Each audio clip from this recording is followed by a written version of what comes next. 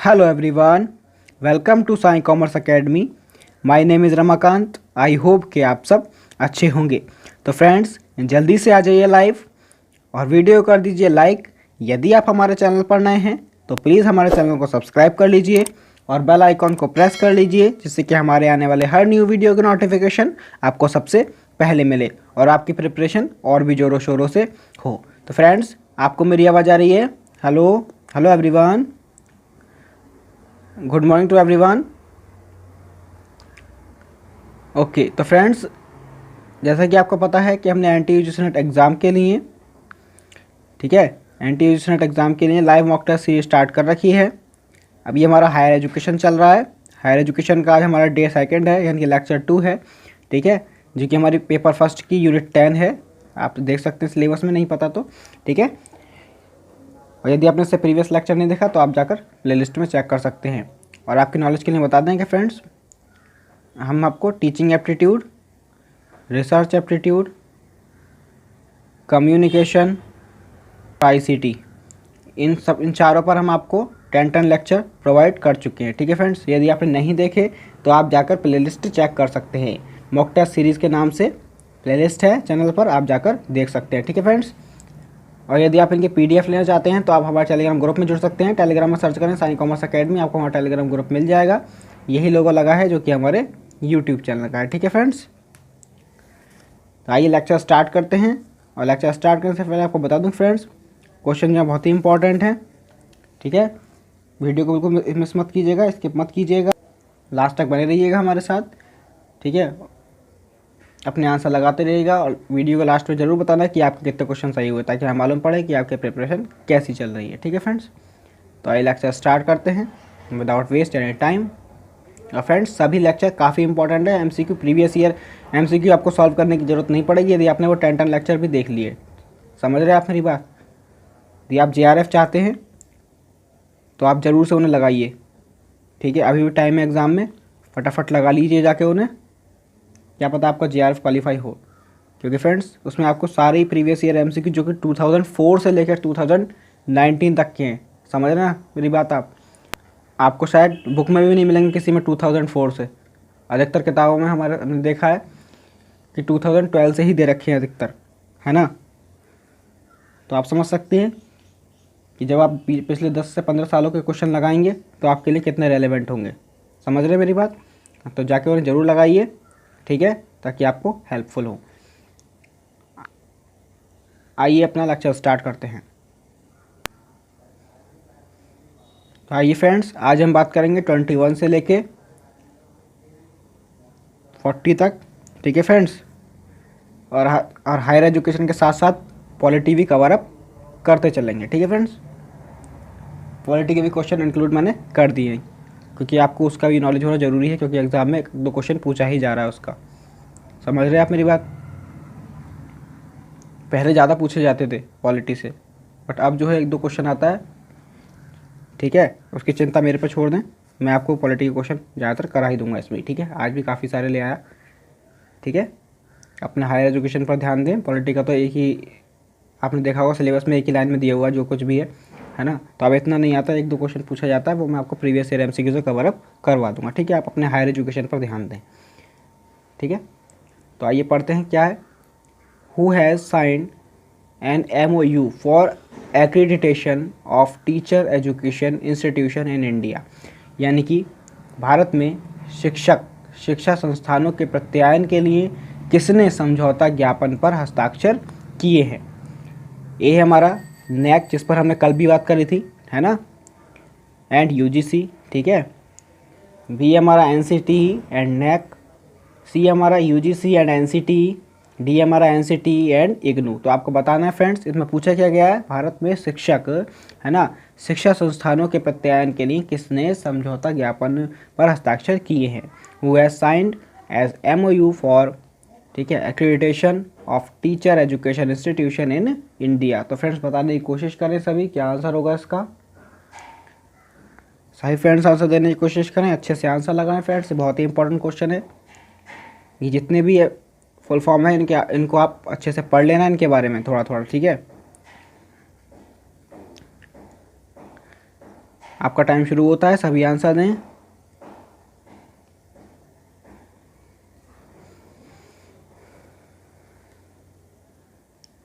सभी आंसर देने की कोशिश करें।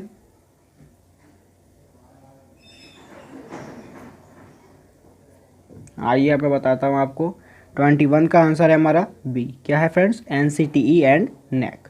ठीक है, आपको ध्यान रखना है। NCTE की फुल फॉर्म पता है आपको? National council for teaching education. ठीक है, NAC की मैंने आपको कल बता ही दी थी। ठीक है, आइए नेक्स्ट क्वेश्चन पर बढ़ते हैं।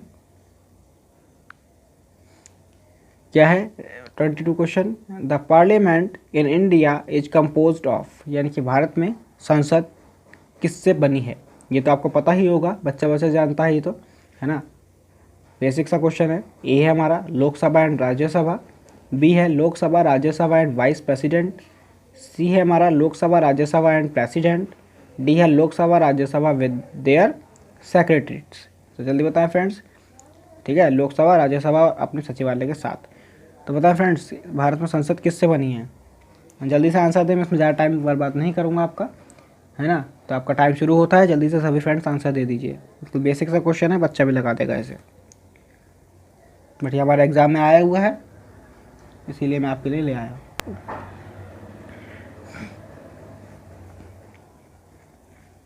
सभी फ्रेंड्स आंसर दें प्लीज़। और फ्रेंड्स जल्दी शेयर भी कर दीजिएगा अपने फ्रेंड्स सर्कल में, ताकि वो भी जुड़ सकें। और लेक्चर अच्छा लग रहा है तो प्लीज़ लाइक कर दीजिएगा।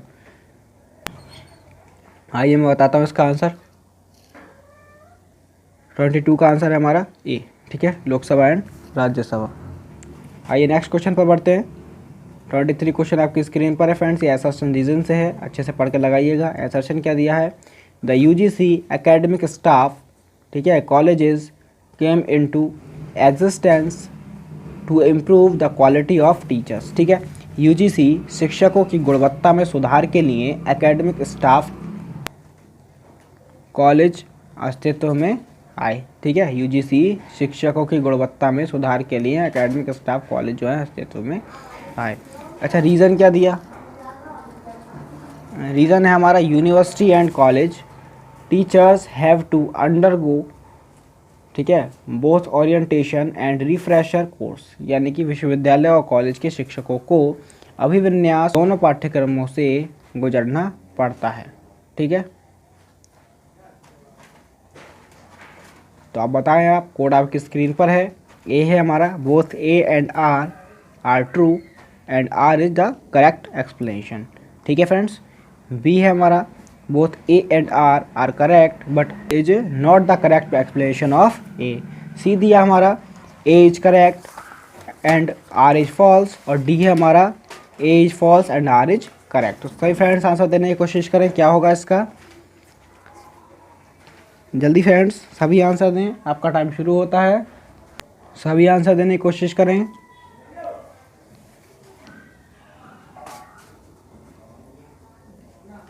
जल्दी से आंसर दें सभी फ्रेंड्स। आइए मैं बताता हूँ अब। 23 का हमारा आंसर है ए। क्या है friends? Both A and R are true and R is the correct explanation. ठीक है, क्या था? The UGC academic staff college came into existence to improve the quality of teacher. बिल्कुल ठीक बात है ना, आप उनके जो स्टाफ्स है उनकी क्वालिटी को इम्प्रूव करने के लिए। ठीक है, और रीज़न क्या बता दिया? University and college teachers have to undergo both orientation and refresher course, इसीलिए उन्होंने जो है कोर्स चलाए हैं, ओरिएंटेशन है ना, अभिविन्यास पाठ्यक्रम वगैरह चलाए हैं, जिससे कि उनकी क्वालिटी में इम्प्रूव किया जा सके। तो ये दोनों ही बात सही हैं और आपस में इंटरलिंक हैं। ठीक है फ्रेंड्स, तो आई होप क्या आपको समझ में आ गया होगा। आइए नेक्स्ट क्वेश्चन पर बढ़ते हैं। 24 क्वेश्चन आपके स्क्रीन पर है। राइट टू इन्फॉर्मेशन एक्ट, यानी कि जिसे हम RTI एक्ट बोलते हैं, 2005 मेक्स द प्रोविज़न ऑफ, यानी कि सूचना का अधिकार अधिनियम 2005 प्रावधान करता है किस चीज़ का? ए है हमारा dissemination of all types of information by all public authorities to any person, किसी भी व्यक्ति को सभी सार्वजनिक अधिकारियों द्वारा सभी प्रकार की सूचनाओं का प्रसार। ठीक है। बी है हमारा establishment of central, state and district level information commissions as an appellate body यानी कि एक अपीलीय निकाय के रूप में केंद्रीय, राज्य और जिला स्तर के सूचना आयोगों की स्थापना। सी है हमारा transparency and accountability in public authorities यानी कि सार्वजनिक प्राधिकरणों में पारदर्शिता और जवाबदेही। डी है हमारा ऑल ऑफ द अबव यानी कि उपरोक्त सभी। तो फ्रेंड्स सभी आंसर देने की कोशिश करें। ये हमारा पॉलिटी की तरफ से है ना, आरटीआई एक्ट से पूछा गया, आरटीआई एक्ट 2005 जो है। तो सभी फ्रेंड्स आंसर देने की कोशिश करें, क्या आंसर होगा इसका। और जो हमारे कॉमर्स वाले स्टूडेंट्स हैं उनका तो कॉमर्स में भी इंक्लूड है ये। सभी फ्रेंड्स आंसर देने की कोशिश करें, अच्छे से बताएं, आपका टाइम शुरू होता है।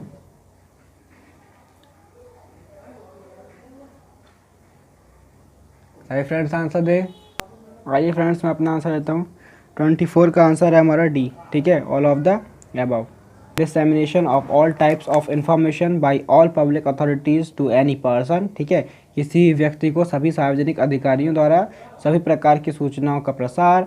बी था हमारा establishment of central, state and district level information commission as an appellate body, एक अपीलीय निकाय के रूप में केंद्रीय, राज्य और जिला स्तर के सूचना आयोगों की स्थापना। सी था transparency and accountability in public authorities, सार्वजनिक प्राधिकरणों में पारदर्शिता और जवाबदेही। तो हमारे क्या हो जाएंगे, सभी हैं, ठीक है फ्रेंड्स, आपको ध्यान रखनी है। ये सूचना का अधिकार अधिनियम 2005 के ये सभी प्रावधान हैंगे, ठीक है फ्रेंड्स। आइए नेक्स्ट क्वेश्चन पर बढ़ते हैं। 25 क्वेश्चन आपकी स्क्रीन पर है फ्रेंड्स। ये हमारा हायर एजुकेशन का है। Most of the universities in India, Bharat में अधिकांश विश्वविद्यालय, मतलब ए है हमारा conduct teaching and research only, केवल शिक्षण और अनुसंधान का संचालन करते हैं, ठीक है। बी है affiliate college and conduct examination, संबद्ध कॉलेजों और परीक्षाओं का आयोजन करते हैं। सी हमारा conduct teaching research and examination, शिक्षण, अनुसंधान और परीक्षाएं आयोजित करना। डी हमारा प्रमोट रिसर्च ओनली, केवल अनुसंधान को बढ़ावा देना। तो सही फ्रेंड्स आंसर देने की कोशिश करें, क्या होगा। इसमें पूछा गया है भारत में अधिकांश विश्वविद्यालय क्या करते हैं, मतलब केवल शिक्षण और अनुसंधान का संचालन करते हैं, संबद्ध कॉलेजों और परीक्षाओं का आयोजन करते हैं, शिक्षण अनुसंधान और परीक्षाएं आयोजित करते हैं, या केवल अनुसंधान को बढ़ावा देते हैं। आपका टाइम शुरू होता है।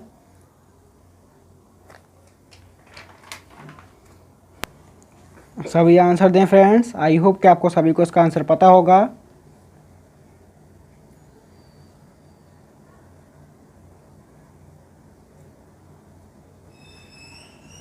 आइए फ्रेंड्स अब मैं आपको अपना आंसर देता हूँ। 25 का आंसर है हमारा सी, ठीक है, conduct teaching research and examination, ठीक है, शिक्षण, अनुसंधान और परीक्षाएं आयोजित करती है, रिसर्च भी करवाती है ना, टीचिंग भी करवाती है और एग्जामिनेशन भी करवाती है, ठीक है फ्रेंड्स, तो आपको ध्यान रखना है। नेक्स्ट क्वेश्चन पर बढ़ते हैं। 26 क्वेश्चन आपकी स्क्रीन पर है। Which one of the following is not a constitutional body, ठीक है, निम्नलिखित में से कौन संवैधानिक निकाय नहीं है, ये बताना है आपको, है ना। नॉट ए कॉन्स्टिट्यूशनल बॉडी नहीं लिखा है, इसमें ध्यान रख के आंसर लगाना है। ए है हमारा इलेक्शन कमीशन यानी चुनाव आयोग। बी है फाइनेंस कमीशन यानी कि वित्त आयोग। सी है यूनियन पब्लिक सर्विस कमीशन जिसे हम यूपीएससी बोलते हैं ना, संघ लोक सेवा आयोग जो कि आईएएस वगैरह का एग्जाम है ना करवाती है। डी है हमारा प्लानिंग कमीशन योजना आयोग। तो फ्रेंड्स बताइए क्या आंसर होगा इसका। तो पूछा है कौन सी एक संवैधानिक निकाय नहीं है, ये पूछा गया है। ध्यान से पढ़ के आंसर लगाइएगा, आपका टाइम शुरू होता है। सभी आंसर देने की कोशिश करें।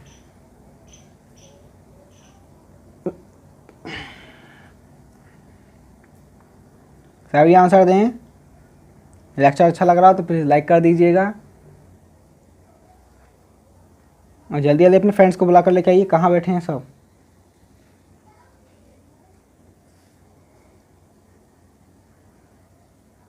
आइए फ्रेंड्स अब मैं अपना आंसर बताता हूँ आपको। 26 का हमारा आंसर है डी, ठीक है। कौन सा नहीं है एक संवैधानिक निकाय, प्लानिंग कमीशन योजना आयोग हमारा जो है वो एक कॉन्स्टिट्यूशनल बॉडी नहीं है, ठीक है फ्रेंड्स। आइए नेक्स्ट क्वेश्चन पर बढ़ते हैं। 27 क्वेश्चन आपकी स्क्रीन पर है। Who among the following appointed by the governor can be removed by only the president of India, यानी कि राज्यपाल द्वारा नियुक्त निम्नलिखित में से किसे केवल भारत के राष्ट्रपति द्वारा हटाया जा सकता है। फ्रेंड्स ये पॉलिटिकल क्वेश्चन है, ध्यान रखना है आपको। ए है हमारा chief minister of A state यानी कि एक राज्य के मुख्यमंत्री को। बी है हमारा ए member of the state public service commission के एक जो राज्य लोक सेवा आयोग का सदस्य। सी हमारा एडवोकेट जनरल यानी कि महाधिवक्ता। डी हमारा vice chancellor of A state university, एक राज्य विश्वविद्यालय के कुलपति को। ठीक है, तो आपको बताना है ऐसा कौन सा है जिसे राज्यपाल द्वारा नियुक्त निम्नलिखित में से किसे केवल भारत के राष्ट्रपति द्वारा ही हटाया जा सकता है। ठीक है, राज्यपाल ने तो उसे अपॉइंट किया है, वो उसे हटा कौन सकता है, किसके द्वारा हटाया जा सकता है, भारत के राष्ट्रपति द्वारा हटाया जा सकता है। तो आपको बताना है क्या आंसर होगा। सारे फ्रेंड्स आंसर देने की कोशिश करें अच्छे से पढ़ के, आपका टाइम शुरू होता है।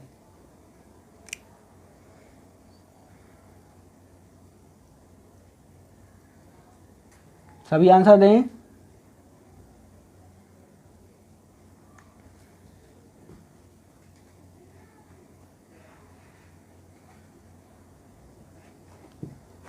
आइए फ्रेंड्स, अब मैं अपना आंसर बताता हूँ। 27 का हमारा आंसर है बी। ठीक है, क्या आंसर है, B. A member of the state public service commission, राज्य लोक सेवा आयोग के सदस्य को। ठीक है फ्रेंड्स, राज्यपाल द्वारा नियुक्त किया जाता है और उसे भारत के राष्ट्रपति द्वारा हटाया जा सकता है। ठीक है फ्रेंड्स, रिमूव किया जा सकता है। आइए नेक्स्ट क्वेश्चन पर बढ़ते हैं। 28 क्वेश्चन आपकी स्क्रीन पर है। Most of the universities in India are funded by, ये फ्रेंड्स बहुत ही इंपॉर्टेंट क्वेश्चन है, इसको अपने पास नोट डाउन जरूर से कर लीजिएगा फ्रेंड। इससे क्वेश्चन अधिक बार पूछा गया है और ये फ्रेंड्स ये भी प्रीवियस ईयर क्वेश्चन है, तो आप देख सकते हैं क्या पूछा गया है। भारत में अधिकांश विश्वविद्यालय वित्त पोषित हैं, मतलब किससे हैं, कौन फंड प्रोवाइड करता है, आपको ये पता होना चाहिए यदि आप NET का एग्ज़ाम दे रहे हैं तो। ए है हमारा द सेंट्रल गवर्नमेंट, केंद्र सरकार देती है। बी हमारा द स्टेट गवर्नमेंट, राज्य सरकारें देती हैं। ठीक है, सी है हमारा द यूनिवर्सिटी ग्रांट कमीशन, जिसे हम UGC बोलते हैं, विश्वविद्यालय अनुदान आयोग देता है। ठीक है, डी है हमारा प्राइवेट बॉडीज़ एंड इंडिविजुअल्स, निजी निकायों या और व्यक्तियों द्वारा। आपको बताना है most of the universities in India are funded by, Bharat में अधिकांश विश्वविद्यालय वित्त पोषित है, मतलब कौन देता है, फंड कौन प्रोवाइड करता है यूनिवर्सिटीज़ को, तो आपको बताना है फ्रेंड्स। सही फ्रेंड्स आंसर देने की कोशिश करें। आई होप कि आपको इसका आंसर पता होगा। आपका टाइम शुरू होता है, सभी आंसर दें।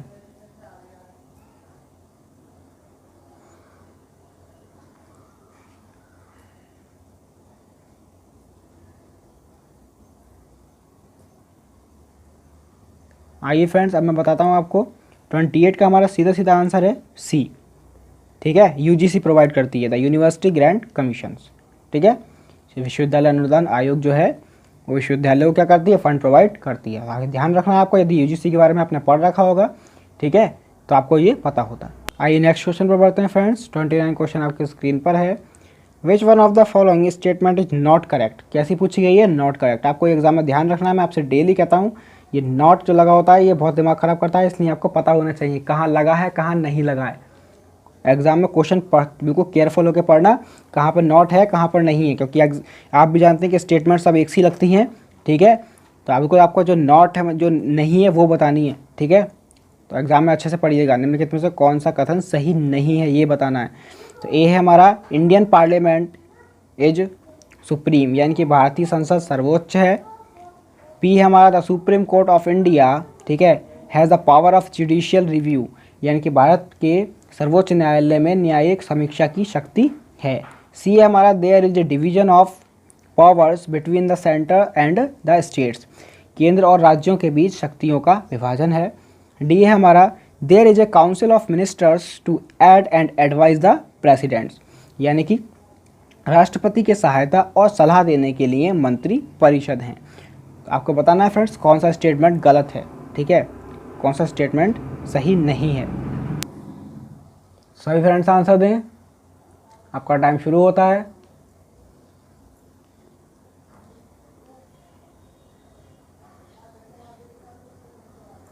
सभी फ्रेंड्स आंसर देने की कोशिश करें, जल्दी जल्दी आंसर दें फ्रेंड्स।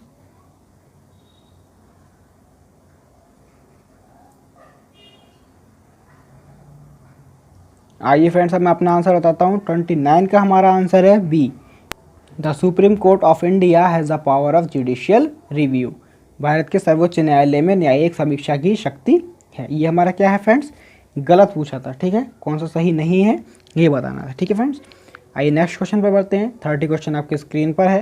क्या है, which one of the following statement reflects the Republic characters of Indian democracy. ठीक है, निम्नलिखित में से कौन सा कथन भारतीय लोकतंत्र के गणतंत्र चरित्र को दर्शाता है। ए हमारा रिटन कॉन्स्टिट्यूशन, लिखा हुआ मतलब लिखित संविधान। बी है नो स्टेट रिलीजियन, यानी कि कोई राज्य धर्म नहीं। सी है हमारा devolution of power to local government institutions, यानी कि स्थानीय सरकारी संस्थानों को शक्ति का विचलन। डी है हमारा इलेक्टेड प्रेसिडेंट एंड डायरेक्टली और इनडायरेक्टली इलेक्टेड पार्लियामेंट, राष्ट्रपति और प्रत्यक्ष या अप्रत्यक्ष रूप से निर्वाचित संसद। तो बताना है आपको फ्रेंड्स, निम्नलिखित में से कौन सा कथन भारतीय लोकतंत्र, ठीक है, इंडियन डेमोक्रेसी के गणतंत्र चरित्र को क्या करता है, दर्शाता है। जल्दी बताएं फ्रेंड्स, क्या होगा इसका आंसर। सही फ्रेंड्स आंसर दें। आई होप कि आपको इसका आंसर पता होगा फ्रेंड्स। आपका टाइम स्टार्ट होता है, अच्छे से पढ़िएगा और लगाइएगा।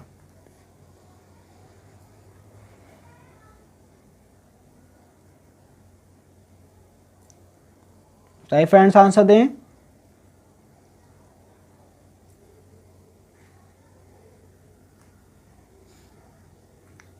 आइए फ्रेंड्स, अब मैं बताता हूँ आपको। 30 का आंसर है हमारा डी, ठीक है, इलेक्टेड प्रेसिडेंट एंड डायरेक्टली और इनडायरेक्टली इलेक्टेड पार्लियामेंट, राष्ट्रपति और प्रत्यक्ष या अप्रत्यक्ष रूप से निर्वाचित संसद। ठीक है फ्रेंड्स, ये हमारा इसका आंसर है। आइए नेक्स्ट क्वेश्चन पर बढ़ते हैं। 31 क्वेश्चन आपकी स्क्रीन पर है। Which of the following organisation looks after the quality of technical and management education in India.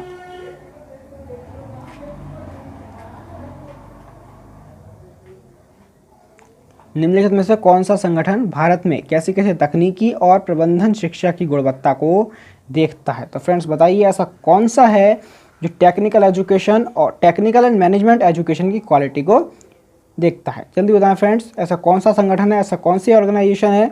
NCTE है, MCI है, AICTE है या CSIR है। फ्रेंड्स बहुत ही ईजी सा क्वेश्चन है, कल भी हम इस पर बात कर चुके हैं। मुझे नहीं लगता आपको इसमें ज़्यादा टाइम लगेगा यदि आप कल मेरे साथ जुड़े थे तो। सही फ्रेंड्स आंसर देने की कोशिश करें फ्रेंड्स। जो इसका आंसर होने वाला है उसमें उसकी फुल फॉर्म से ही आप आंसर लगा सकते हैं। यदि आप उसकी फुल फॉर्म में जानते होंगे तब भी आप इसे लगा सकते हैं आंसर को, बिल्कुल। तो सही फ्रेंड्स आंसर देने की कोशिश करें। आई होप कि आपको ये आंसर पता होगा। आपका टाइम स्टार्ट होता है। सही फ्रेंड्स पढ़ें क्वेश्चन को।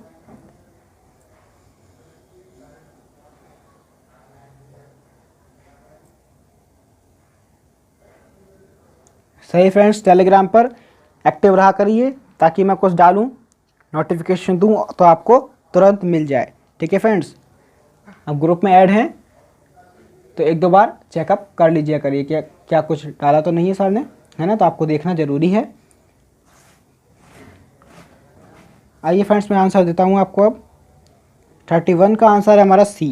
जैसे कि मैंने आपसे बोला इसकी फुल फॉर्म में ही इसका आंसर छिपा था। तो क्या है इसकी फुल फॉर्म बताएं ज़रा आप। चलो मैं बताता हूँ। इसकी फुल फॉर्म हमारी all India council for technical education, है ना, all India council for technical education. इसमें टेक्निकल एजुकेशन से ही बात करी गई तो आप इसका आंसर लगा सकते हैं, टेक्निकल एंड मैनेजमेंट एजुकेशन। किससे रिलेटेड थी हमारी, किससे रिलेटेड थी, AICTE से। जैसे कि आप जानते हैं कि NCTE जो है वो national council for teaching education से, तो ये तो होगा नहीं, है ना। MCI और CSIR तो बिल्कुल नहीं है ना। तो हमारा क्या हो जाता है सीधे सीधा answer, all India council for technical education, AICTE। ठीक है फ्रेंड्स, आइए नेक्स्ट क्वेश्चन पर बढ़ते हैं। आई होप कि आपको ये समझ में आ गया होगा। 32 क्वेश्चन आपके स्क्रीन पर है। The president of India is, यानी कि भारत के राष्ट्रपति हैं किस चीज़ के head. The head of state, राज्य प्रमुख। द हेड ऑफ गवर्नमेंट, सरकार के प्रमुख। Both head of the state and head of the government, राज्य के प्रमुख और सरकार के प्रमुख दोनों, हाँ। और डी हमारा नन ऑफ द एबव। तो फ्रेंड्स आपको आंसर देना है, ठीक है। सही फ्रेंड्स आंसर देने की कोशिश करें, क्या होगा इसका आंसर।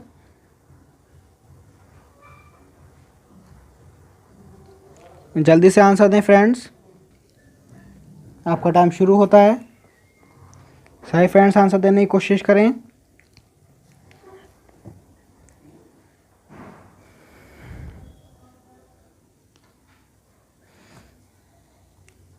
सभी आंसर दें। आइए अब मैं बताता हूँ आपको।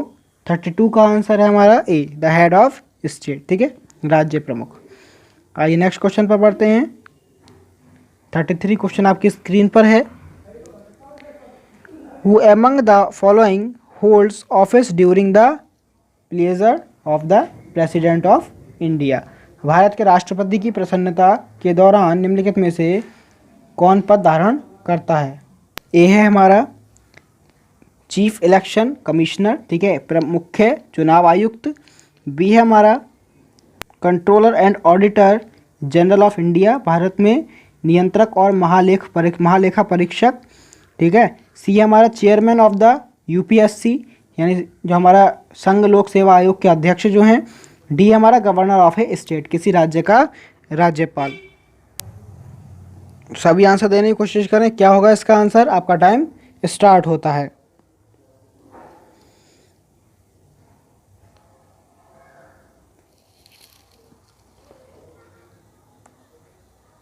सभी आंसर दें।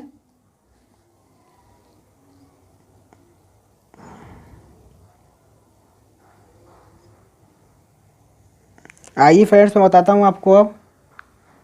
33 का आंसर है हमारा D, governor of A state, ठीक है, किसी राज्य का राज्यपाल, ठीक है फ्रेंड। 37 क्वेश्चन आपकी स्क्रीन पर है। Indian institute of advanced study is located at, यानी कि भारतीय उन्नत अध्ययन संस्थान जो है हमारा IIAS, ठीक है, स्थित है कहाँ पर है? ए है हमारा धर्मशाला, बी है शिमला, सी है सोलन और डी है चंडीगढ़। जल्दी बताएं फ्रेंड्स कहाँ पर है ये। सही फ्रेंड्स आंसर देने की कोशिश करें।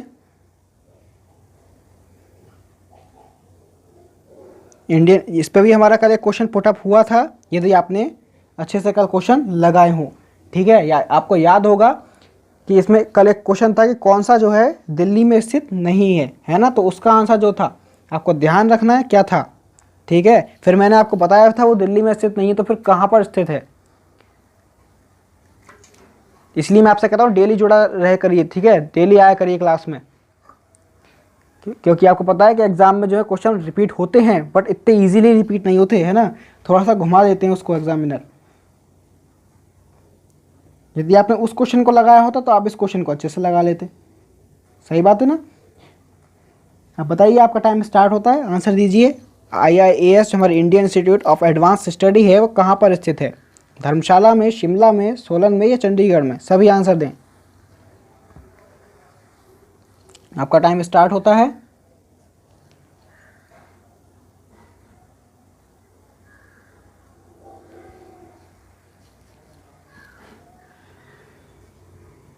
आइए फ्रेंड्स मैं बताता हूँ आपको अब। 37 का आंसर है हमारा बी, ठीक है, शिमला में। मैंने आपको कल भी बता दिया था कि IIAS जो है वो शिमला में है, दिल्ली में नहीं है, ठीक है। यही पूछा गया था, उसमें 4 ऑप्शन दे रखे थे, तो आपको उसमें Indian institute of advanced study भी दिया हुआ था, ठीक है। आइए नेक्स्ट क्वेश्चन पर बढ़ते हैं। 38 क्वेश्चन आपकी स्क्रीन पर है फ्रेंड्स।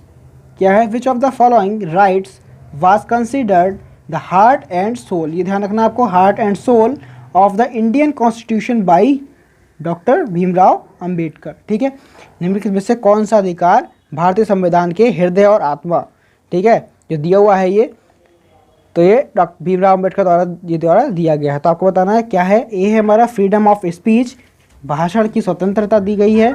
बी है हमारा राइट टू इक्वालिटी, ठीक है, समानता का अधिकार दिया गया है। सी है हमारा right to freedom of religion, धर्म की स्वतंत्रता का अधिकार दिया गया है। डी हमारा राइट टू कॉन्स्टिट्यूशनल रेमेडीज, संवैधानिक उपचार का अधिकार दिया गया है। तो फ्रेंड्स आपको बताना है कौन सा आंसर है हमारा। सही फ्रेंड्स आंसर दें।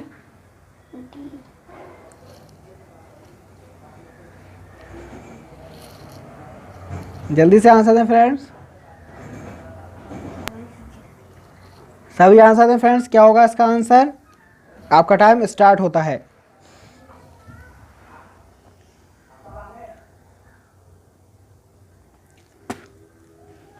सभी आंसर दें प्लीज।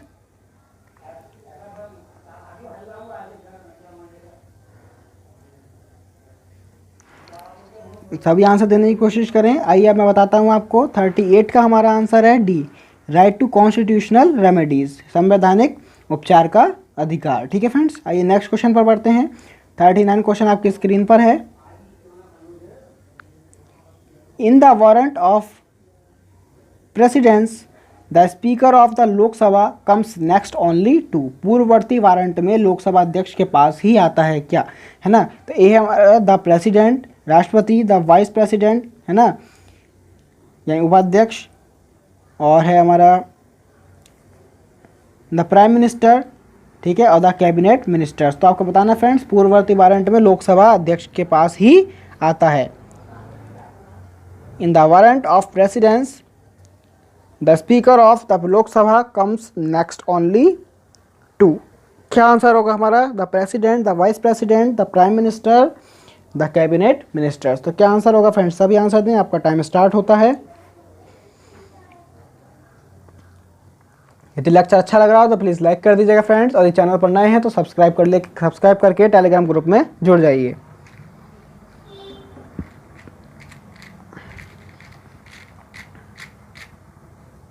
सभी आंसर दें फ्रेंड्स, आई होप कि आपको इसका आंसर पता होगा। आइए मैं बताता हूँ, 39 का हमारा आंसर है सी, द प्राइम मिनिस्टर। ठीक है फ्रेंड्स, आइए नेक्स्ट क्वेश्चन पर बढ़ते हैं। 40 क्वेश्चन एंड आज का लास्ट क्वेश्चन बहुत ही इंपॉर्टेंट है फ्रेंड, ये यूजीसी से रिलेटेड है। क्या which one of the following statement is not correct, कैसी पूछी गई है, not correct about the UGC. ठीक है, यानी कि विश्वविद्यालय अनुदान आयोग के बारे में निम्नलिखित में से कौन सा कथन सही नहीं है। ए दिया, it was established in 1956 by an act of parliament, यानी कि यह 1956 में संसद के एक अधिनियम द्वारा स्थापित किया गया था। बी हमारा, it is task with promoting and coordinating higher education. ठीक है, यह उच्च शिक्षा को बढ़ावा देने और समन्वय करने का काम सौंपा गया है, यह मतलब। ठीक है, सी हमारा, it receives plan and non plan funds from the central government, यह केंद्र सरकार से योजना और गैर योजना निधि क्या करता है, प्राप्त करता है। ठीक है, ये सेंट्रल गवर्नमेंट से प्राप्त करता है। डी है हमारा, it receives funds from state governments in respect of state universities, यह राज्य विश्वविद्यालयों के संबंध में राज्य सरकारों से धन प्राप्त करता है। तो फ्रेंड्स कौन सा इसमें गलत है ये आपको बताना है। तभी मैंने आपसे कहा यूजीसी का पूरा पढ़ लीजिए, ठीक है, तभी आप अच्छे से लगा सकते हैं क्वेश्चन। आप देख लीजिएगा यूजीसी से आप भी 3 क्वेश्चन पुटअप हो गए, है ना। तो आप अच्छे से लगाइएगा, इसमें बताना कौन सा स्टेटमेंट गलत है। आपका टाइम शुरू होता है, सभी आंसर दें।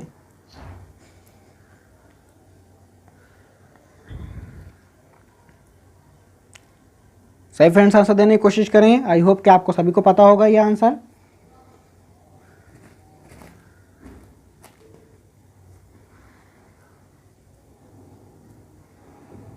आइए फ्रेंड्स, अब मैं बताता हूँ आपको 40 का आंसर हमारा डी। ठीक है, कैसे है डी, क्योंकि इसने पूछा नॉट करेक्ट।